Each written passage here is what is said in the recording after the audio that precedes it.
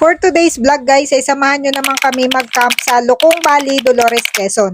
Maganda ang daan dito guys, walang rough road at pagpasok nyo pa lang ay bubungad na sa inyo ang Malabagyo vibes dahil sa nagtataas ang mga pine trees. Ang maganda pa dito ay meron ditong cafe, ang Sinsayan Cafe, kaya pwede kayong pumunta dito kahit hindi kayo magka-camp para matry nyo yung food nila kasi masasarap din. At meron ding affordable ang price tulad nitong mga silog meals for only 135 pesos at buffalo chicken wings for 300 pesos, good for 4 to 6 packs na. After nga namin kumain ay nag-pitch na kami ng tent, bali may platform po sila dito para sa tent pitching.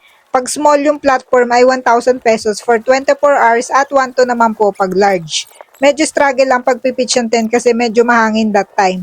Ang kagandahan lang guys na may platform ay hindi madudumihan yung tent nyo pag umulan. Kaso need lang magtali na magtali para hindi malipad, unlike pag nasa lupa na mas mabilis mag-pitch pag magtutusok ka lang ng peg. Then yan, luto na kami ng pagkain namin. Bali biglaan lang tong camping na to kaya sa daan lang kami bumili ng pagkain na mabilis lutuin. Maganda dito kasi may overlooking view at city lights pag gabi, di lang masyado kita kasi umulan na niyan at sakto pa uwi na kami. May mga rooms din sila for accommodations. Ang rate po nila is 5,500, good for 1 to 4 packs with free breakfast. Then pag may additional na guest ay 500 each, maximum of 10 packs po sa isang bila.